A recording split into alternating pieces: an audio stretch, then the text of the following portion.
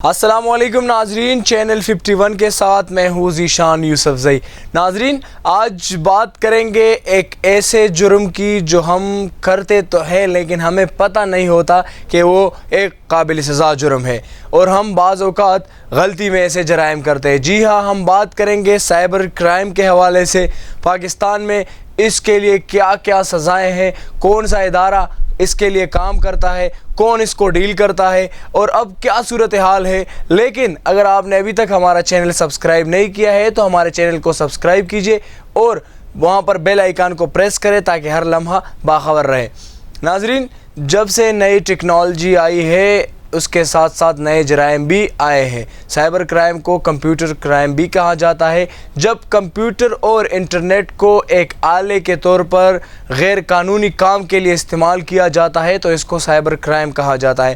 مثلا کسی کے پرسنل انفارمیشن کو بغیر اس کی اجازت کے استعمال کرنا، ویب سائٹس کو ہیک کرنا، کسی کی آئی ڈی کو چھیڑنا اور اس کو ہیک کرنا، ڈرگس ٹریفنگ تھرو ٹیکنالوجی کرنا، ای منی لانڈرنگ کرنا، ڈسپرشن آف ایبیوزیو مٹیریل یعنی کسی ایسے مواد کو پھیلانا جو کسی کو نقصان پہنچائے، اس کی عزت کو نقصان پہنچائے، یہ مذہبی بنیادوں پر، لسانی بنیادوں پر ہو، سیاسی بنیادوں پر، رنگ و نسل کے بنیادوں پر کسی فرد کی نازیبہ تصاویر وائرل کرنا وغیرہ وغیرہ، یہ سب سائبر کرائم میں آتا ہے۔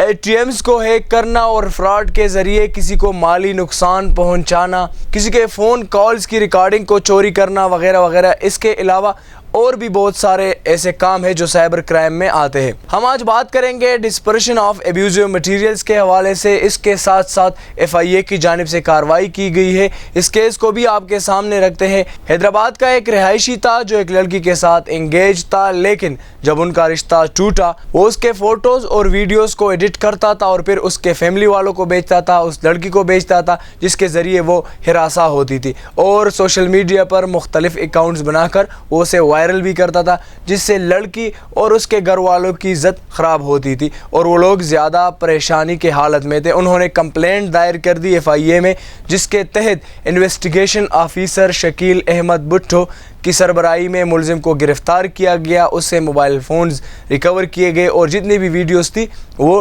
ڈیلیٹ کر دی گئی۔